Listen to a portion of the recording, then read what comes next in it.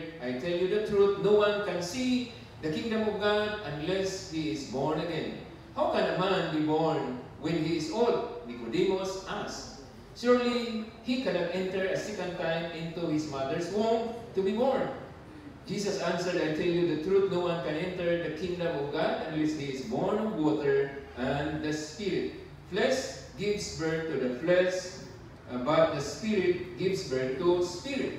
You should not be surprised at my saying, you must be born again. The wind blows wherever it pleases. You hear its sound, but you cannot tell where it comes from or where it goes going. It is with everyone born of the Spirit.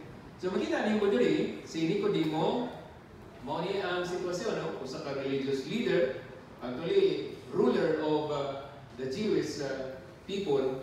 Niya usa siya ka Pariseo, usa siya ka member sa Sanhedrin nga murao kanang ginalantaw, ginadesire sa mga tao nga unta mahimo silang miyembro sa Sanhedrin, sa miyembro sa atong time karon sa Pilipinas sa Supreme Court. Usa ka tao nga inila, famous ka tao, duggangon nga tao, taas og ranggo sa society, religious leader, pero ingon si Ginoong Hesus, you must be born again. Buwan pasabot nga kini born again, dili ni siya ngalan-ngalan lang. Experience ni siya dapat sa matag tao. One time doon ay usa ka preacher, nag-iingnan siya sa iyang hearer pagkahuman og wali, why is it that you are always preaching, you must be born again?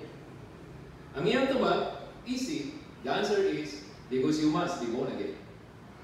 So, ganun, sige magbalik-balik na. Ang tubag niya, kay ikaw, kinahanglan na ma-born again. Tanang tao, kada isa sa atua, kinahanglan na matao pag-usap. Kasi, ang iwan sa Biblia, you cannot see, you cannot enter the kingdom of God unless you are born again. Wala mang iwan ng Biblia, you cannot see, you cannot enter the kingdom of God unless you are a member of the Baptist Church, or a member of the Catholic Church, or the Foursquare Church, unless you are born again. So, born again is not a name of a denomination. Gibutan niya sa placard, sa frontage, sa simbahan, born again Christian. By the way, pag born again Christian talaga yan. Pag Christians, born again yun na, di pwedeng delete. Okay? Pero nahimo ang denomination.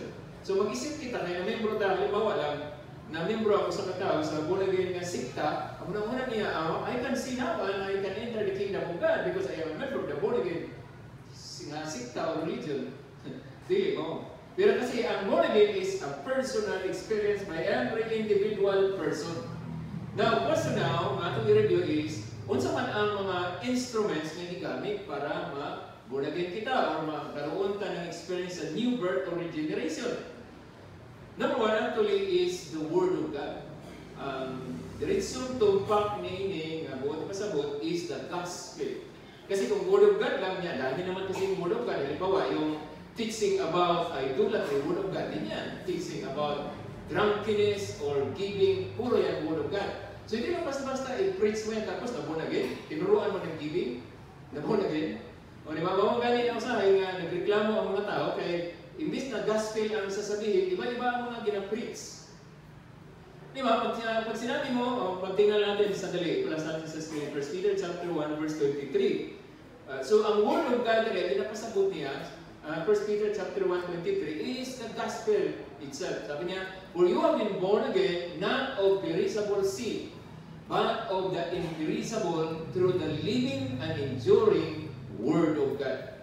Actually, it's the gospel kasi hindi naman kasi ma-converted ang tao. Dili man siya may mong Kristiyano, dili siya may mong anak sa Diyos, kung dili siya makadumog sa Ebanghelyo, because the gospel is the power of God for the salvation of everyone who believes. First, the Jewish people and then the Gentiles. Kamu ako, nabilong ka sa Gentiles. So muna hinungdan, my brothers and sisters, na ito ang dapat natin maintindihan. We need to preach, to share the gospel sa mga taong tinitingnan natin na hindi pa sila totoong ligtas